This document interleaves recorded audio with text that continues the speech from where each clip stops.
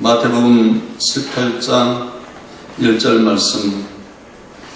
그때 제자들이 예수께 나와 이르되 천국에서 누가 크니까? 예수께서 한 어린아이를 불러 그들 가운데 세우시고 이르되 진실로 너희에게 이르노니 너희가 돌이켜 어린아이들과 같이 되지 아니하면 결단코 천국에 들어가지 못하리라. 그러므로 누구든지 이 아이와 같이 자기를 낮춘 사람이 천국에서 큰 자니라. 또 누구든지 내 이름으로 이런 아이 하나를 영접하면 곧 나를 영접함이니 누구든지 나를 믿는 이 작은 자 중 하나를 실족케 하면 차라리 연저 몇 달이 그 목에 달려서 깊은 바다에 빠뜨리는 것이 나으리라. 실족하게 하는 일이 있음으로 말미암아 세상에 화가 있도다. 실족하게 하는 일이 없을 수는 없으나 실족이게 하는 그 사람에게 화가 있도다. 아멘. 오늘 이 말씀을 우리가 통하여서 한 2주 정도 이렇게 은혜 받기를 원합니다. 우리가 이 영적인 질병에 대한 이야기부터 또 영적인 질병을 치료하는 과정과 이런 것에 대한 이야기를 한 2주 정도 할 계획을 갖고 있습니다. 메릴랜드 의대 정신과 교수였던 제임스 린친이라는 교수가 있습니다. 그 사람이 연구한 결과 가장 정신적인 질병에 많이 걸리는 사람들 대부분 이렇게 조사를 해보니까 나르시시즘이라는 그 사고를 갖고 있는 사람이 가장 정신적인 병에 많이 걸리더라 라는 연구 결과를 발표한 적이 있어요. 나르시즘이라는 것이 뭐냐면 사람들이 자기 뜻대로 모든 행사가 다 돼야 된다라고 생각하는 사람들이 자주 걸리는 병이라고 해요. 모든 것이 자기 뜻대로, 교회도 자기 뜻대로, 가정도 자기 뜻대로, 아들도 자기 뜻대로, 또 사업도 자기 뜻대로 이렇게 되지 아니할 때에 이 사람에게 심한 상처를 이렇게 받게 된다고 그렇게 말을 하더라고요. 또 자신의 현실에 맞지 아니하게 늘 부풀려서 생각하는 사람도 역시 나르시즘에 빠질 수가 있습니다. 또 어떤 사람이냐면 다른 사람을 포용하고 이해하지 못하고 안정적인 상호관계를 맺지 못한 이런 문제, 이런 사람이 나르시즘에 빠졌고요. 또 하나는 자기가 무엇을 하나를 깨달아 알게 되면 너무나 교만하여서 다른 사람을 무시해버리고 또 자기가 너무나 또 모르면 너무나 자학 증상이 있어서 또 열등의식에 빠지고 이런 사람들을 가리켜서 유아적 자기중심성을 벗어나지 못한 나르시즘에 빠진 사람이다 이렇게 표현을 했더라고요. 그래서 이런 사람들은 영적인 질병에 걸릴 확률이 많고 대부분 이 정신적인 질병에서 헤어나지 못한 사람들이 보면 이런 사람들이다라는 것을 이야기를 한 적이 있습니다. 우리가 성경을 자세히 읽어보면 신앙생활 가운데 걸림돌도 역시 이 나르시즘이라는 것을 우리가 발견하게 됩니다.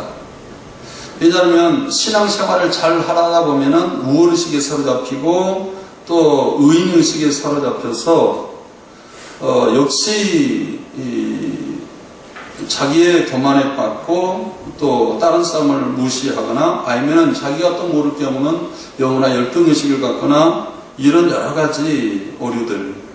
이 나르시즘의 대표적인 예가 바리새인입니다. 바리새인.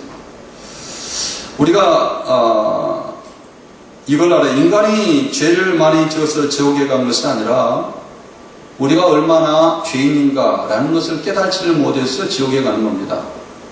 많은 사람들이 죄를 많이 지어서 지옥에 간다. 이것은 유교적인 사고예요.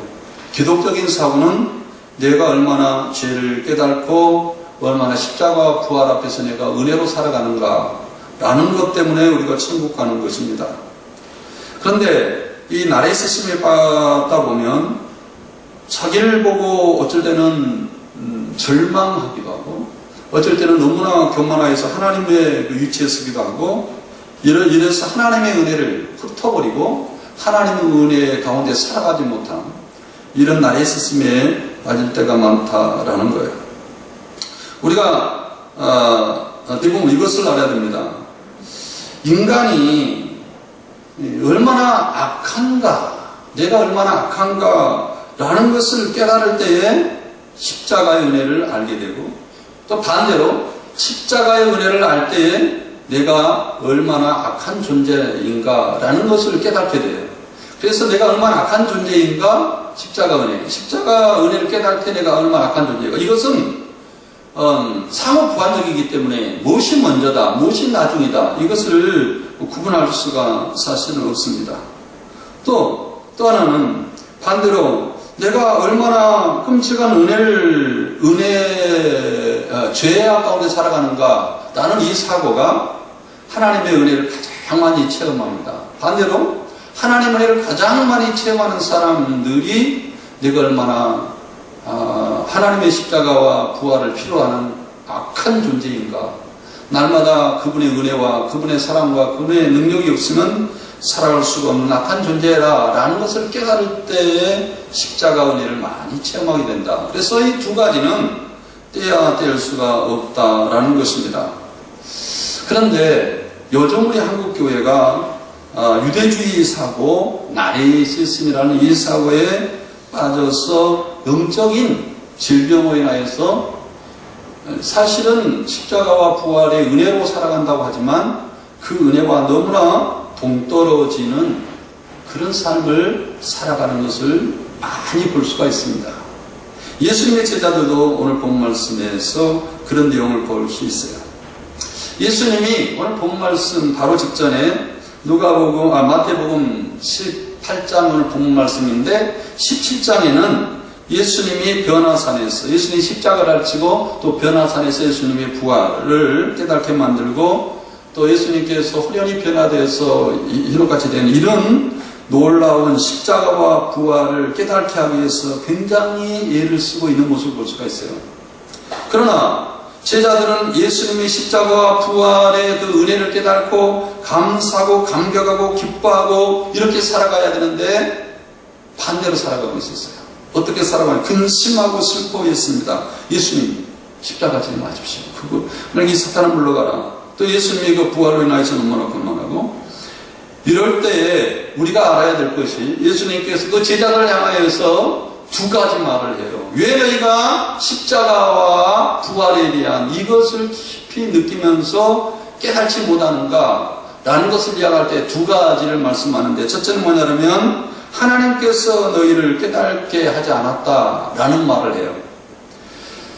누가복음 9장 45절에 보면 이는 저희로 깨닫게 못하게 숨김이 되었습니다. 하나님께서 제자들을 깨닫게 하지 못해서, 또 사람들을 깨닫게 하지 못해서 숨겨줬다. 또 바요나 시몬 아내가 복이 있도다. 네가 이 깨닫게 하는 일은 네가 혈육에서 나오는 것이 아니다. 네 스스로 깨닫는 것이 아니다. 너를 알게 하시는 네가 누구냐? 네 하나님이십니다. 라고 말씀했습니다. 그런데 하나님께서 우리에게 깨닫게 하는 비밀의 문을 열어주고 은혜를 줬는데도 불구하고 깨닫지 못하는 이유가 있어요. 그것은 뭐냐? 영적인 어둠이라는 사실이에요. 이 영적인 어둠, 제자들이 예수님의 십자가와 부활을 깨닫지 못할 때에 끊임없이 하나님께 열어주고 예수님께서 노력했는데도 불구하고 깨닫지 못할 때 그 제자들 향하여 던지는 말이 있는데, 이 악하고 음란한 세대여, 이 패간 세대여, 내가 얼마나 너희와 함께 있으며 얼마나 너희를 참겠는가. 하나님께서 구체적으로 은혜를 베풀어 주시고 그 십자가를 깨닫는 은혜를 여러분들에게 열어주셨는데도 불구하고 내 마음속에 악하고 음란한, 또 세상적이고 마귀적인 이러한 그 어두운 영적 어둠에 사로잡혀서 하나님의 은혜를 깨닫지 못한 제자들 향해서 하는 말씀이 여기 있습니다. 그래서 깨닫지 못할 때는 하나님 맞거나, 아니면 하나님은 우리에게 말씀을 열어줬는데 내가 이 악한 세대 가운데서 영적인 어둠에 사로잡혀 있거나, 이 두 가지 중에 하나 때문에 깨닫지 못할 때가 참 많아요. 그런데 오늘 본문 말씀에 보면 이 영적인 어둠에 사로잡힌 증거가 뭐냐면 나레시즘에 빠질 때가 가장 영적인 어둠에 사로잡힐 때인 것을 볼 수가 있어요. 오늘 본 말씀에 보면 제자들이 예수님과 여행할 때마다, 예수님과 함께 있을 때마다, 예수님의 제자들을 부를 때마다, 예수님이 갈릴리 사역할 때마다, 예수님이 또 예루살렘에 올라와 사역할 때마다 늘 제자들의 논쟁이 뭐냐 그러면 누가 크니까? 하나님의 나라에서 누가 크냐? 마가복음에서는 누가 천국에 크냐 논쟁을 벌였을 때 예수님께 자주 그 이야기가 제자들에게 나오니까 너희 중에 서로 논쟁하는 것이 무엇이냐? 그렇게 마가복음이 물어봤습니다. 그런데 그들이 말하기를 누가 예수님 천국에서 누가 큽니까? 라는 겁니다. 누가 큽니까? 누가 더 위대합니까? 예수님은 제자들이 갈릴리 사역, 예수님이 제자들을 만날 때부터 갈릴리 사역에서 늘 논쟁, 또 예수님이 사역할 때마다 제자들이 늘 여행할 때마다 사고 가운데 젖어 있는 것이 누가 큰가라는 사고예요. 나도 이것이 한국교회에 전반에 깔려있는 사고라는 것을 요즘 확인하게 됩니다. 저한테도 깔려있고 여러분들이 깔려있고 뭐냐면 천국에서 인정받지 못하고 세상에서 인정받지 못하면 봐라, 내가 천국에 가면 내가 큰 자일 거다. 지금은 내가 당신한테 인정받지 못하고 교회에 인정받지 못하고 세상에 인정받지 못하지만 천국에서는 내가 큰 자다. 하나님께 인정받고 하나님께서 큰 자로 할 거다. 라는 이런 사고 가운데 늘 자기를 위안 삼고 신앙생활을 하게 되는 그런 사람들이 있어요. 이것이 아주 좋은 사고인 것 같은데 굉장히 약간 질병에 걸린 나레시즘에 빠진 사고라는 것을 우리는 알아야 됩니다. 좀 이따 이거에 대한 설명을 할 겁니다. 우리가 이 질문에 대한 대답은 야 누가 큰 자입니까? 라는 것은 야 자서가 좀 겸손해라 이렇게 예수님께서 대답할 줄 알았는데 누가 큰 자입니까? 라는 대답은 직설적으로 대답을 하지 않았어요. 간접적으로 직설로 말하지 않냐고 감접적으로 말하면서 어린아이를 세워서 이 어린아이의 조건을 갖추지 않냐면 천국에 큰 자가 될 수가 없다. 이것이 아니라 천국에도 갈 수 없다. 결단코 오늘 본 말씀에 결단코 천국에 갈 수 없다라는 말을 하고 있단 말이에요. 여기 3절에 이르시되 진실로 진실로 너희에게 이르노니 너희가 그렇게 이 아이와 같이 이 아이들과 같이 되지 아니하면 결단코 천국에 들어가지 못하리라.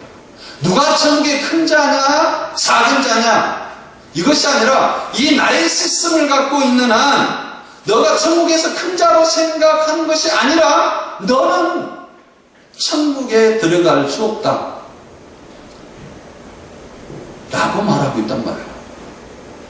성경에 결단코 천국에 들어갈 수 없다라는 것은 두 번 성경에 예수님께 두 번 말씀하셨는데 하는 바리새인과 서기관들의 의와 같지 않냐면 천국에 들어갈 수 없다라는 것과 오늘 어린아이가 세워놓고 이 어린아이 같이 되지 않으면 결단코 천국에 들어갈 수가 없다라는 두 가지 말씀을 하셨어요.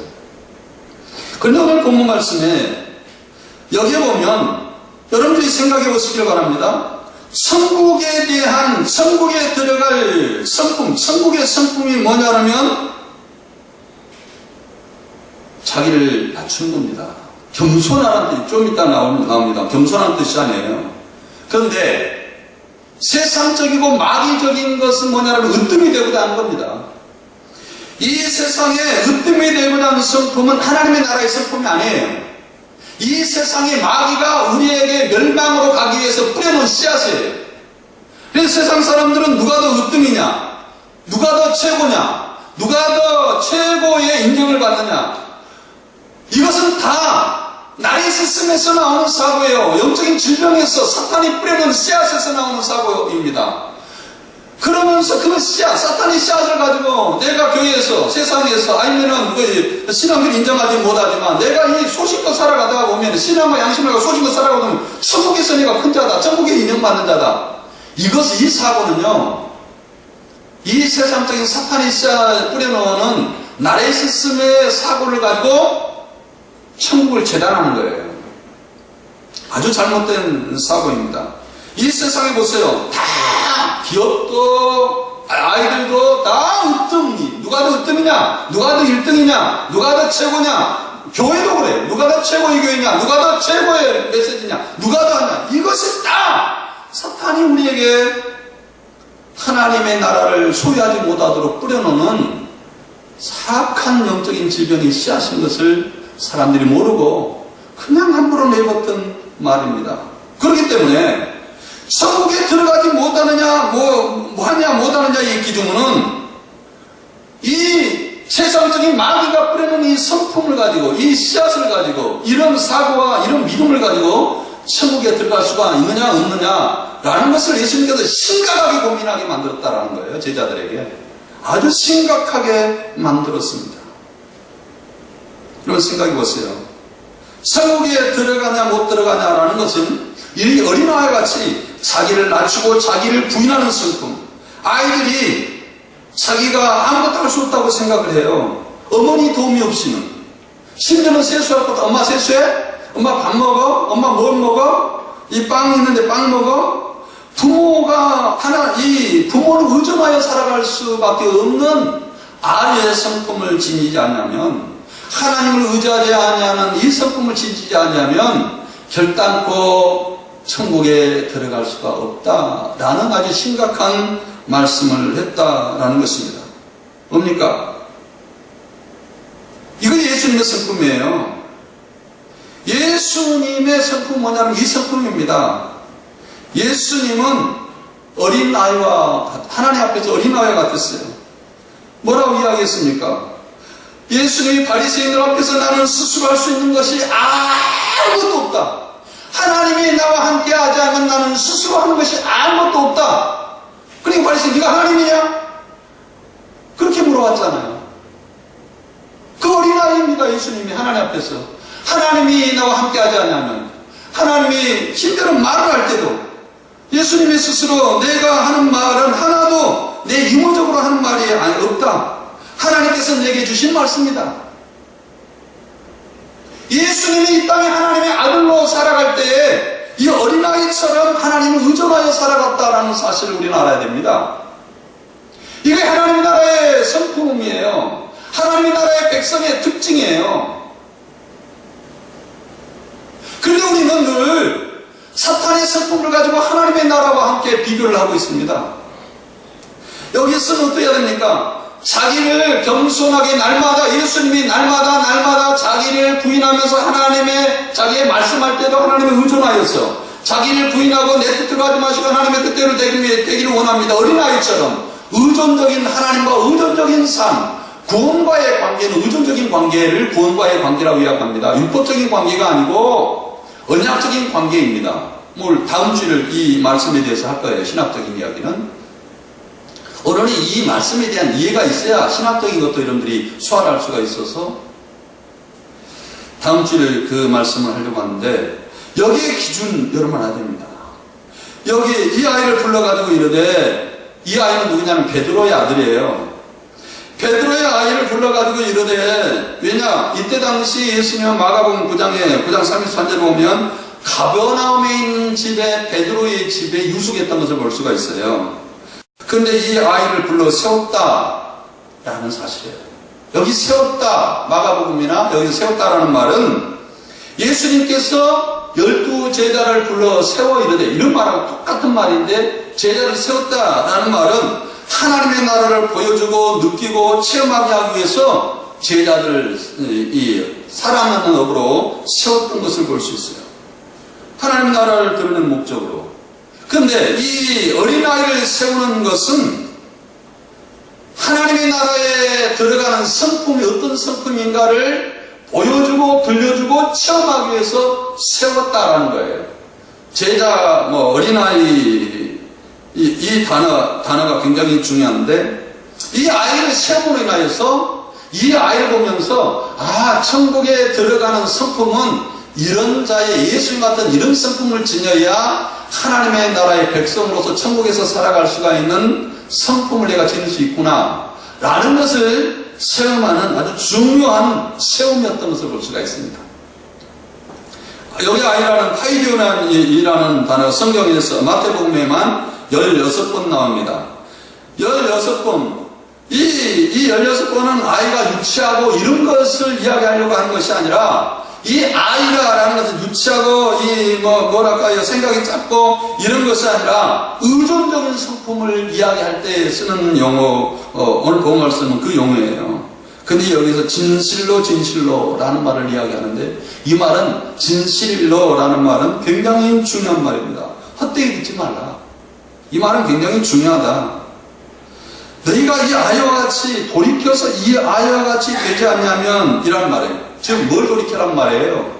제자들이 누가 큽니까? 누가 으뜸입니까? 누가 정말 이 세상에서 천국에서 누가 큰 자입니까? 누가 최고입니까? 누가 최고의 상을 받습니까? 이런 으뜸이 되고자 하는 사고에서 돌이키지 아니하면 네가 하나님의 나라의 성품의 사고를 지닐 수가 없다라는 것을 여기서 말하려고 하는 겁니다. 우리는 여기서 알아야 됩니다. 뭘 돌이켜야 됩니까? 물론 죄에서도 돌이키고 여러 가지 돌이켜야 되지만 세상적인 사고와 세상적인 가치에서 하나님의 나라의 백성으로의 성품으로 돌이켜야 된다는 거예요. 하나님의 나라의 백성의 첫 성품이 뭐냐면 하나님을 의존하고 신뢰하고 의존적인 관계의 성품으로 돌아서야 돼요. 그 성품이 뭐냐? 내 뜻대로 하지 말아야 됩니다. 내 사고와 내 뜻은 늘 부정적이고 마귀적이고 세상에 찌들어 있던 사고이기 때문에 여기서 하나님의 영광과 의가 나갈 수가 없는 거예요. 그래서 늘 자기의 성품을 부인하지 않냐면 하나님의 은혜로 살아갈 수가 없는 백성이에요. 그래서 날마다라는 말은 한 번만 여러분들 부인하고 회개하는 것이 아니라 날마다 내가 죄성이 드러난 것을 바라보고 은혜로 이렇게 살아가도록 우리 돌이켜 어린아이와 같이 하나님의 의존 매일 예수님도 매일 의존적이었어요. 예수님이 공생이 시작할 때만 딱 내가 주님 내 뜻대로 하지 말고 하나님의 뜻대로 합니다. 회개하고 딱 끝났나요? 아니에요. 십자가에 질 때까지 숨이 넘어갈 때까지 내 뜻대로 하지 마시고 주님의 뜻대로 주님의 영광이 하나님의 뜻대로 되기를 원합니다. 주님께서 예수님이 자기를 부인했던 것은 예수님은 죄인이 아니기 때문에 회개하고 부인할 필요가 없어요, 사실은. 그런데 왜 부인했느냐? 우리의 하나님의 자녀로서의 예수님이 첫 아담이잖아요. 둘째 아담이잖아요. 모범이잖아요. 하나님의 자녀로서 어떻게 살아가야 될 것인가 모범을 보이기 위한 하나님께서 모범을 보이는 수단이었습니다. 그래서 예수님이 직접 그런 삶을 살게 했던 것을 볼 수가 있습니다. 돌이켜야 됩니다. 방향을 틀어라. 어떻게 방향을 틀어야 됩니까? 의존적인 관계로. 내 영광과 내 이름과 내 생각과 내 뜻대로 살아가는 이 세상적인 사고의 가치관에서 이제 하나님과 의존적인 관계로 하나님의 은혜로 하나님과의 지체로 하나님과의 공동체로 살아갈 것을 이 돌이킴이라는 것이 이 돌이킴입니다. 관계적인 돌이킴. 의존적인 관계로 돌아서는 그 관계로 돌아서는 돌이킴을 말합니다. 예수님께서 또 하나 결단코 천국에 들어가지 못하리라는 말은 마가복음 5장 너희 의가 바리새인보다 낫지 않으면 결단코 천국에 들어가지 못하리라. 마태복음 5장 20절에 나오죠. 예수님이 결단코 천국에 들어가지 못하리라는 말은 두 번 하시는데 이 말씀은 어떤 말씀이냐면 바리새인의 의가 뭐냐면 행동적인 의였어요. 예수님은 그런 의가 아니라 행동이 옳고 그름이 아니라 예수님은 너의 사고까지 너의 생각까지 거기에 의를 가리켜서 이야기한 겁니다. 그래서 내 생각과 내 사고와 이 행동은 믿음으로 하는 생각과 믿음으로 하는 이 행동, 이 믿음의 의가 너에게 없으면 결단코 천국에 들어갈 수 없다라는 말을 했던 겁니다. 오늘 본문 말씀에 대한 말은 결단코 천국에 들어가지 못하리라는 말은 관계적인 것을 예수님과 관계 안으로 하나님과 관계 안으로 너희의 사고와 너희 생각이 바꾸지 않냐면 네가 이 땅에서 아무리 뭘 믿는다 할지라도 하나님의 백성으로서 마지막 날에 하나님의 인정받지 못한 사람이 될 거다라는 거고요. 또 하나는 바리새인과 서기관들의 의처럼 되지 못하면 이 말은 행동으로만 그들은 의를 받았어요. 행동이 살인하지 않으면, 행동이 가늠하지 않으면, 행동이 도둑질 하지 않으면 그걸 의로 봤어요. 그러나 그 의 가지고는 천국에 들어갈 수가 없어요. 뭡니까? 마음적으로, 믿음으로. 믿음으로 거절하고, 믿음으로 살아가고, 믿음의 중심으로. 마음은 세상적이고 살인적이고 사람을 모욕하고 인권을 무시하고 살인적인 행위를 수없이 하는데 행동만 하지 않은 의 가지고는 천국에 갈 수가 없다는 거예요.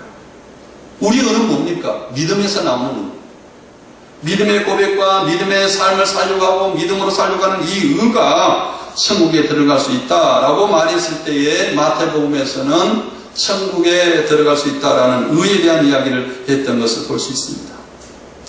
여기서 4절에 그러므로 우리가 이 아이와 같이 낮추는 사람, 이 사람은 4절 보겠습니다. 이 사람, 그러므로 누구든지 이 아이와 같이 자기를 낮추는 사람이 천국에서 큰 자니라 라는 말입니다. 여기에 보면 낮추다라는 말은 겸손하다라는 뜻이 아니에요. 자기 부인, 자기 비하. 이 은혜는요, 이 자기의 부인과 자기의 날마다 자기를 부인함과 자기 비하는 하나님의 은혜 가운데 살게 하는 그 놀라운 은혜가 있습니다. 얼마 전에 제가 장례식장에 갔는데 오성민 목사라고 있는데 오성민 목사는 우리가 이름을 동기를 바꿨어요. 굉장히 경건한 성도이고 경건한 목사예요. 그래서 오경건이다. 그래서 오성민 목사 야야 저 경건 온다. 오경건 온다. 그리고 이 앞전에 중국에 우리가 선교에 갔었을 때도 오경건 온다. 그래서 오경건이라고 그렇게 말씀했어요.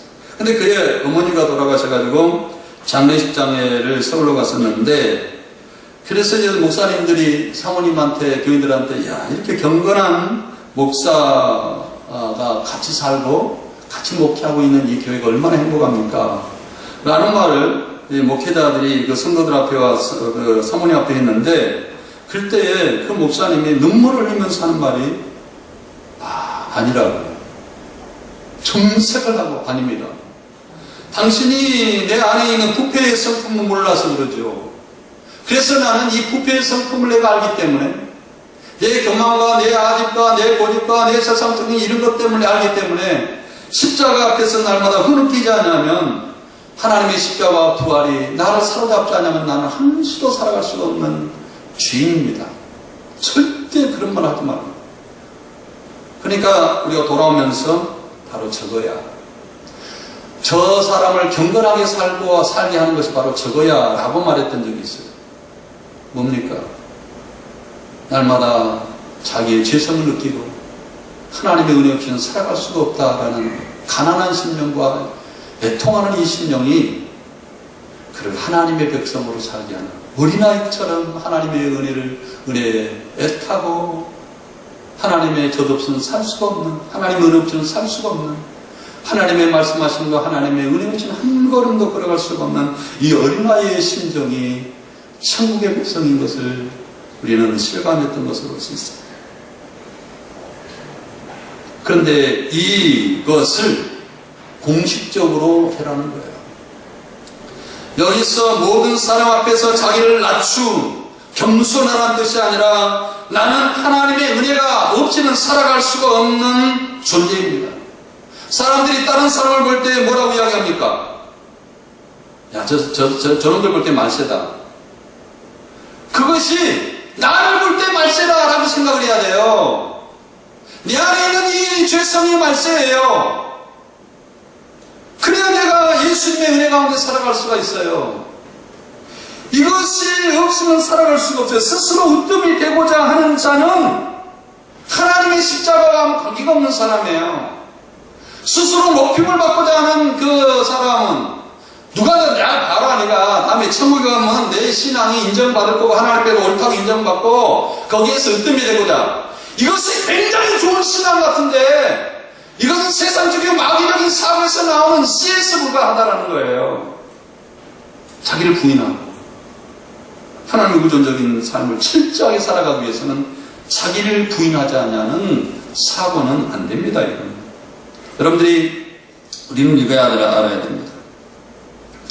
사탄이 지배하는 것에는 늘 자기를 자랑하고 자기를 높이고 자기를 과시하고 10년은 목회 현장에서도 사탄이 역사하는 것에 지배하는 것에는 늘 자기를 자랑하고 과시하고 인정받으려고 하는 그런 사탄의 역사가 끊이지 않습니다. 사실은. 그러나 하나님과 십자가 은혜와 하나님의 은혜가 있는 곳에는 늘 십자가만을 자랑, 입술로는 십자가를 자랑하는데 자기 것만이 흘러나오고 자기가 자랑하면 그것이 십자가의 자랑이 아니에요. 자기가 낮아지고 자기를 부인하는 그곳의 십자가의 자랑인 겁니다.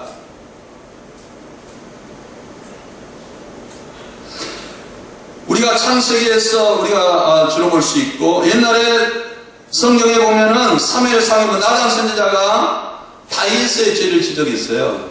야, 그럴 때 다른 사람이 예를 들어서 야, 이놈 나쁜 놈이 그런 놈이 있는데 말이야 막 지적했잖아요. 그러니까 이 다윗이 그놈 죽일 놈이다. 그놈 완전히 나쁜 놈이다. 그놈 어떻게 하나님 백성 될 수 있느냐? 그렇게 말했을 때 그것이 바로 당신입니다. 그래서 손들고 회개했어요. 이것은 뭘 가리켜서 이야기하는지 아시잖아요. 뭐냐면 사탄의 성품이 뭔가라는 걸 아주 뚜렷이 볼 수가 있어요. 창세기에 뱀이 하와에게 말합니다. 네가 이 실과를 먹으면 눈이 밝아질 것이다. 밝아져서 네가 하나님처럼 될 것이다. 근데 밝아졌다는 말은 맞는 말이에요. 하나님처럼 된다는 말은 틀린 말이고요. 여러분들이 선악과를 따먹고 난 다음에 아담과 하와가 눈이 밝아졌는데 뭐이 밝아졌는지 아세요? 자기의 죄는 어두워지고 남을 판단하는 것, 남을 정죄하는 눈은 밝아졌어요. 그게 사탄의 성품이에요. 사탄의 아담에게 뿌려진 씨앗이 뭐냐면 사탄이 범죄하자마자 죄의 성을 그들에게 줬는데 사람들에 대한 눈이 밝아졌어요. 어떤 목사님이 내가 잘 아는 목사님이 내가 북에 왔을 때 한번 우리 교회에서 써먹던 예화인데요. 어떤 설교자가 설교를 했는데 어떤 사람이 큰 소리로 아멘 하더라는 거예요. 그래서 야, 저 사람 참 많이 은혜를 받는가 보다 그렇게 생각을 하고 그 사람한테 갔어요. 그리고 이제 예배가 끝나고 그 사람이 이제 뭐 차도 준비하고 과일도 준비해가지고 그 사람에게 물어봤다는 거예요. 집사님 오늘 무슨 대목에 그렇게 은혜를 많이 받았습니까? 그러니까 목사님 옆에 집사님 들으라고 내가 아멘 했어요. 그러더라는 거예요. 들으라고. 그리고 설교할 때 옆에 남편한테 콕콕 찍어요. 당신 들어. 당신 들어야 돼. 당신이 들어야 돼. 사탄의 성품이에요. 눈이 밝아졌어요. 다른 사람의 정죄하고 판단하는 일은 눈이 밝아졌는데 자기를 보는 일은 눈이 어두워졌어요. 나르시즘이에요. 자기를 봐야 돼요. 자기 죄성 때문에 울어야 되고 예수님 때문에 우는 것이 아니라 네의 죄와 네 자녀들의 죄 때문에 울어야 돼요. 나의 죄 때문에 네 죄의 영향력 아래 이 연약함을 보면서 하나님의 은혜 없이는 살아갈 수가 없습니다. 나는 자기의 낮아짐에 이 낮아짐이 하나님의 의존적인 삶을 살게 하는 첫 단초라는 거예요. 나는 하나님의 의존적인 관계야. 나는 하나님과의 아주 좋은 1:1 관계고 하나님과 좋은 관계야. 십자가 부활 동안에 하나님이 됐고 나는 그의 백성이 됐어. 그는 나의 아버지야. 이것이 좋은 관계인가요? 실제적인 관계는 하나님의 의존적인 관계인 낮아짐의 관계입니다. 자기 죄성을 깨닫고 주님 나는요 이 말을 할 때마다 이 세상적인 것이 묻어납니다. 나로 인하여서 바리새인들의 입술로 인하여 사람들을 더럽게 합니다. 사람의 영혼을 흐리고 눈도 흐리고 이 더럽게 합니다. 주님이 나에게 말씀하시고 주님의 은혜로 내가 말해야만 다른 사람을 정결케 할 수 있습니다. 쥐로 나온 것이 더러운 것이 아니라 내 입에서 나온 것이 더럽습니다. 주님 입술을 찢어주십시오. 성령이 아니면 누가 내 입술을 찢어줄 수 있습니까? 성령의 숯불로 내 입술을 찢어달라. 나에게 은혜 달라고 이 눈을, 다른 사람을 보는 비판적인 이 눈을 가려주고, 그 대신 나를 바라보면서 내 때문에 울고 내가 하나님의 의존적인 관계로 들어가기 위해서 나를 부인하는 하나님의 십자가 앞에서 내가 흐느끼고 온전히 십자가만을 자랑하는 의존적인 관계로 살아갈 수 있는 그네를 나에게 달라고 기도할 때만 하나님의 백성으로서의 자격이 있는 거예요. 이 자격 앞에 우리가 흐느껴야 됩니다. 흐느껴야 돼요. 인간은 모든 사람 하나 없이 죄의 영향력 아래 있습니다. 다른 사람의 연약함이 넘어지는 것이 자기의 연약함입니다. 나의 연약함이에요. 그래서 그것을 나의 연약함. 근데 저 넘어짐이 나와 상관이 없다라고 생각하면 그 사람을 판단하고 정죄할 수 있어요. 나하고 상관이 없기 때문에 나는 의인이고 난 하나님인데 저 사람의 넘어짐이 정죄해야 되죠. 그러나 예수님께서는 다 똑같아요. 죄 없는 자가 먼저 돌로 치라. 그 연약함 앞에, 그 넘어짐 앞에 너희의 연약함을 깨닫고 십자가를 붙들고 주님의 부활을 붙잡고 주님의 은혜를 붙잡고 살아가는 성도가 돼야 될 것을 성경은 구체적으로 우리에게 말하고 있다는 사실이죠. 성도 여러분, 결론을 내리겠습니다. 물론 다음 주에 이 본문 말씀에 대한 신학적인 이야기를 좀 하게 될 텐데요. 여러분, 우리가 하나님은 절대로 외모로 판단하지 않는다는 사실을 알아야 돼요. 우리는 스스로 의는 인간의 가면입니다. 육에서 나온 것은 육일 뿐입니다. 심판날에 우리의 의는 모든 공력은 다 불타고 없어집니다. 아무리 우리가 훌륭한 업적과 훌륭한 공력을 쌓다 할지라도 그것은 다 없어지고 그건 육에 불과합니다. 육은 육이요 영은 영에 불과하는 겁니다. 오직 의인은 믿음으로 말미암아 살리라. 믿음으로 사는 겁니다. 믿음으로.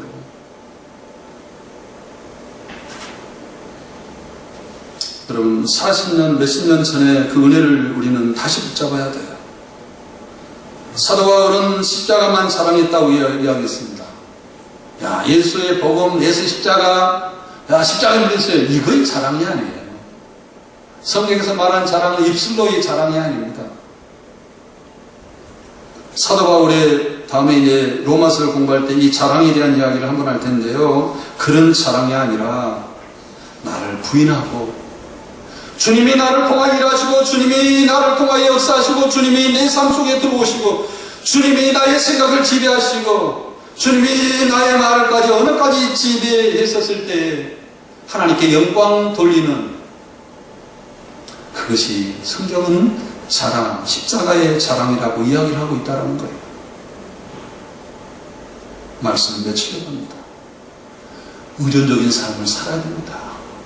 하나님과의 의존적인 관계를 살기 위해서는 여러분들이 여러분 자신을 부인하지 않으면 여러분의 의인이라고 생각하는 한 주님의 십자가와 거리가 먼 사람입니다. 날마다 주님의 십자가 앞에서 흐느끼고 내 뜻대로 하지 마시고 하나님의 뜻대로 되기를 원합니다. 라는 자기의 부인, 이것이 의존적인 삶의 첫 단추인 것을 아시고 성도 여러분이 의존적인 삶을 살아가는 성도가 되기를 바랍니다.